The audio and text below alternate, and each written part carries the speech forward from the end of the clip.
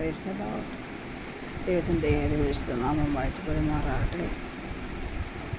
2 തിമോഥെയോസ് 2:5 വാക്യം എന്ന ചിന്തയ്ക്കായിട്ട് നമുക്ക് വായിക്കാം. ഒരുത്തൻ മല്ല് കെട്ടിയാലും ചട്ടപ്രകാരം പോരാടുകയും കിരീടം പ്രാപിക്കുകയില്ല. നമുക്ക് വായിക്കുവാൻ ചട്ടപ്രകാരം പോരാടാഞ്ഞാൽ കിരീടം പ്രാപിക്കില്ല. ഭാരം വഹിച്ച് ഓടിക്കഴിഞ്ഞാൽ ബിരുദം പ്രാപിക്കില്ല. ആത്മീയ ജീവിതത്തിൽ ഭാരവും പാവവും വിട്ട് ഓടണം. ലക്ഷ്യസ്ഥാനം നോക്കി ഓടണം. ലോകത്തിൽ ഓട്ടക്കാരെ അനേകരെ നമുക്ക് കാണുവാൻ കഴിയുന്നുണ്ട്. ലോകത്തിൽ കിരീടത്തിന് വേണ്ടി ഓടുന്നു. എന്നാൽ നാം ഓടേണ്ടത് നിത്യമായ കിരീടത്തിനാണ്. സ്തോത്രം. ഞാൻ ഈ നല്ല ഓട്ടം തികച്ച് ബിരുദം പ്രാപിക്കുക എന്ന ഈ ചിന്ത നമുക്ക് ചിന്തിക്കാം. നാം ഓട്ടത്തിലാണ്. നാം എല്ലാവരും ഒരു ഓട്ടക്കളത്തിലാണ്. നമ്മളോട് ഓട്ടത്തിലാണ്, നിത്യജീവന് വേണ്ടിയുള്ള ഓട്ടത്തിലാണ്. പൗലോസ് പ്രകാരം പറയുന്നു, ഒരുത്തൻ മല കെട്ടിയാലും ചട്ടപ്രകാരം പോരാടുകയാൽ കിരീടം പ്രാപിക്കുകയില്ല. സ്തോത്രം. 2 തിമോഥെയോസ് 2:5. പാവവും ഭാരവും വിട്ട് ഓടണം. ലക്ഷ്യസ്ഥാനം നോക്കി ഓടണം. ലോകത്തിൽ ഓട്ടക്കാർ ലോകത്തിൽ കിരീടത്തിന് വേണ്ടി ഓടുന്നു. എന്നാൽ നാം ഓടേണ്ടത് നിത്യമായ കിരീടത്തിലേക്ക് വേണ്ടിയായിരിക്കണമെന്ന് ദൈവം അറിയുക.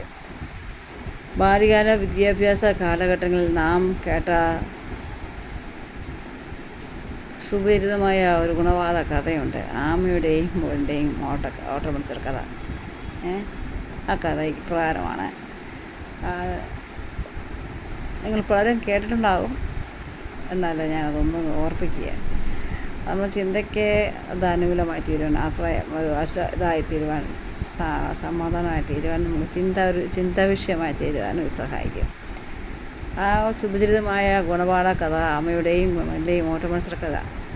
അമിത വിശ്വാസത്തിൽ ബലഹീനയായിരുന്ന ആമയെ വെല്ലുവിളിച്ച് അഹങ്കാരത്തോട് കുതിക്കുന്ന മുയൽ. ഓട്ട മത്സരത്തിൽ വിളിച്ചവൻ്റെ വാക്ക് കേട്ട് ഭാരമേറിയ ചുമടും വഹിച്ച് ലക്ഷ്യസ്ഥാനം മാത്രം നോക്കി പതുക്കെ ഇഴഞ്ഞു നീങ്ങുന്ന ആമ. എന്നാൽ അഹങ്കാരിയായ മുയൽ തൻ്റെ ലക്ഷ്യസ്ഥാനം മറന്ന്, അവൻ ട്രാക്ക് മറന്ന് പുറകെ കണ്ട ഭക്ഷണ സാധനങ്ങളൊക്കെ പറിച്ച് തിന്ന് വഴിയിൽ വിശ്രമിച്ചുറങ്ങി. നിസ്സാരനായ ആമ ഇഴഞ്ഞു വരുമ്പോഴേക്കും ഉണരാമെന്ന് കരുതി. എന്നാൽ അവൻ്റെ പ്രതീക്ഷകളെ തെറ്റിച്ച് ലക്ഷ്യസ്ഥാനം നോക്കി ഓടിയ ആമ ഒന്നാമനായി തീരുവാൻ കഴിയുന്നുണ്ട്. സ്തോത്രം. ഒരു പാട്ടുണ്ട്. പാട്ട് പതുങ്ങി പമ്മി നടക്കും കുഞ്ഞിക്കുറുമേനി ഓട്ടക്കാരൻ മുയലും ആമയും കൂട്ടുകാർ. ഒരു നാൾ അവർ 2 പേരും പന്തയം വെച്ചു. പന്തയം വെച്ചു. ആരാണ് ഈ വിരുദ്ധന്മാർ, ആരാണ് ശ്രേഷ്ഠന്മാർ, അവരാരും തമ്മിൽ പന്തയം വെച്ചു എന്നിങ്ങനെ ഒരു പാട്ടും ഇതിനെ അനുസൃതമായിട്ടുണ്ട്.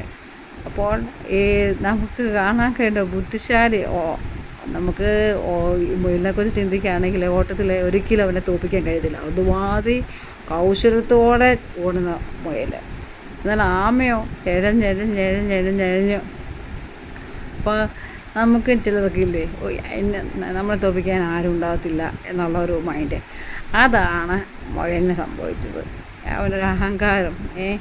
എന്നാൽ പാവം ആമയോ എഴഞ്ഞെഴഞ്ഞ് അവനെ കൊണ്ട് അവനെ പ്രാപ്തിക്കിട്ട് എഴഞ്ഞ് വന്ന് അവൻ ആ ലക്ഷ്യത്തിൽ എത്തിച്ചേരാനിടയാക്കി. ആമ എഴഞ്ഞ് വരുമ്പോഴത്തേക്ക് ഞാൻ റെസ്റ്റ് എടുക്കരുതെന്ന് പറഞ്ഞ് കഴിച്ച് സന്തോഷവാനായി ഉറങ്ങിയ മുയലടക്കം ഉറങ്ങിപ്പോയി. എന്നാൽ ലക്ഷ്യത്തിൽ ആമ എത്തുവാനും ഇടയായിത്തീരുന്നു എന്ന് പറഞ്ഞതുപോലെയാണ് ഇന്ന് നമ്മൾ ക്രിസ്ത്യ ജീവിതത്തിൽ നമ്മൾ അനുഭവിക്കുന്നത്. ക്രിസ്ത്യ ജീവിതത്തിലെ പൗലോസ് പറയുന്നത് ക്രിസ്ത്യ ജീവിതം ഒരു ഓട്ടക്കളമാണ്.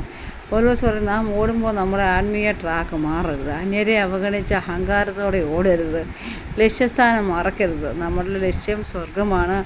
ആ ലക്ഷ്യത്തിലേക്ക് ഓടുമ്പോൾ പാവവും ഭാരവും എല്ലാം വെച്ച് നമ്മൾ ഓടാൻ പാടില്ല. എല്ലാത്തിനെയും നമ്മളുടെ ജീവിതത്തിൽ ചെറിയ ഭാരമുണ്ടെങ്കിൽ നമുക്ക് ഓടുവാൻ കഴിയില്ല. അതെല്ലാം ഇറക്കി വെച്ചിട്ട് ഓടിയാലോ, അങ്ങനെ ഓടിയാൽ ലക്ഷ്യസ്ഥാനത്ത് എത്തുകയില്ല. കാലിരിക്കുന്നവർ നമ്മളെ നോക്കി നിന്നേ ഓടും, പരിഹാസത്തോടും ദുഷിക്കുന്ന കൂക്കുവിളിയോടും മുഴക്കിയാലും, എത്ര കൂക്ക് മുഴക്കിയാലും കേൾക്കുക കാണുകയോ ഒന്നും ചെയ്യാതെ നമുക്ക് ഓടുവാൻ കഴിയണം. പലരും നമ്മളെ നിന്ദിക്കും, കളിയാക്കും, പരിഹസിക്കും, കൂക്ക് വിളിക്കും. എന്നാൽ അത് നമ്മൾ കേൾക്കുകയോ അല്ലെങ്കിൽ കാണുകയോ ചെയ്യരുത്.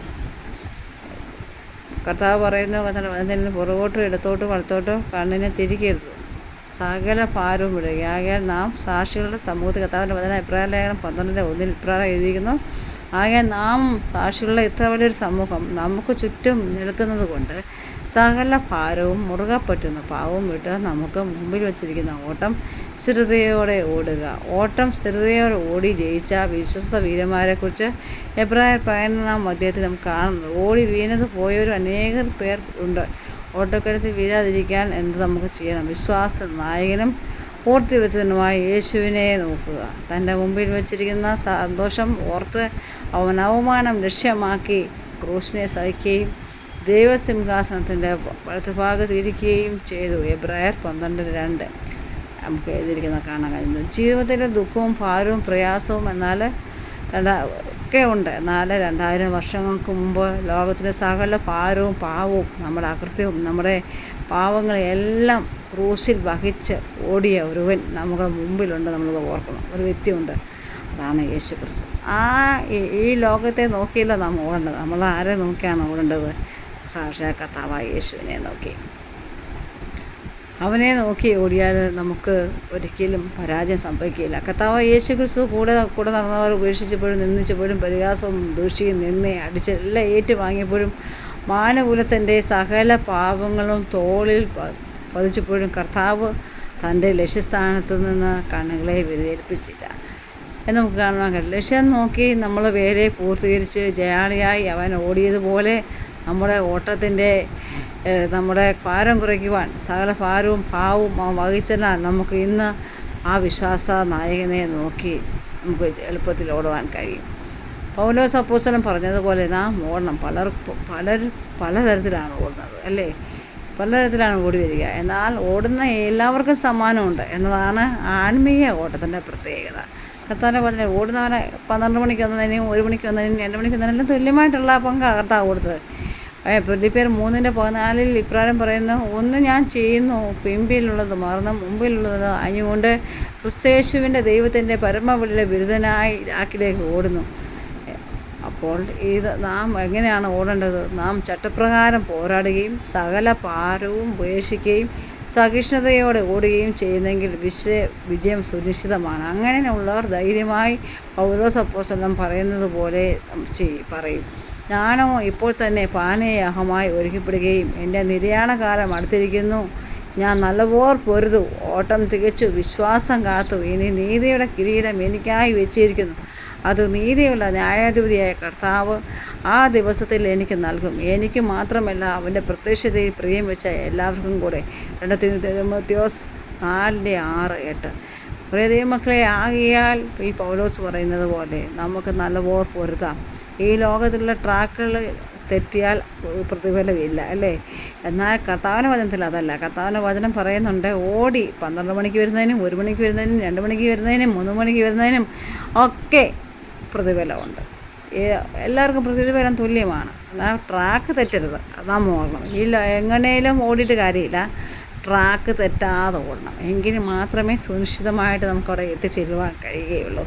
ആകയാൽ മുറുകപ്പെടുന്ന പാവത്തെയും ഭാരത്തെയും നമ്മളെ വേദനപ്പെടുത്തുന്ന നിരാശകളെയും വേദനകളെയും എല്ലാ ഭാരവും, കുഞ്ഞുങ്ങളെക്കുറിച്ചുള്ള ഭാരവും കുടുംബത്തെക്കുറിച്ചുള്ള ഭാരവും മറ്റ് പല ചിന്താഗതികളും എല്ലാം നമുക്ക് വെടിഞ്ഞ് കർത്താവിൽ ദൈവസേനയിൽ ആ പൗലോസിനെ പോലെ ഓടി നല്ലപോലെ പൊരുത് ഓട്ടം തികച്ച് ഒരു നല്ല പൊരുത് ഓട്ടം തികച്ച് വിശ്വാസം ആ നീതിയുടെ കിരീടം പ്രാപിപ്പാൻ നമുക്ക് ഓടാം. അതിനായി ദൈവം സഹായിക്കട്ടെ എന്ന് പ്രാർത്ഥിച്ചുകൊണ്ട് അതിനായി നമുക്ക് ഒരുങ്ങാം, നമുക്ക് പ്രാർത്ഥിക്കാം. സർവശക്തനായ ദൈവമേ, സ്വർഗീയ പിതാവേ, കർത്താവേ, ഈ പകൽക്കാലം കർത്താവിൻ്റെ വചന പ്രകാരം ആ പൗലോസ് പറഞ്ഞതുപോലെ നല്ലപോലെ പൊരുതി ഓട്ടം തികയ്ക്കുവാൻ ഞങ്ങൾ സഹായിക്കണമേ.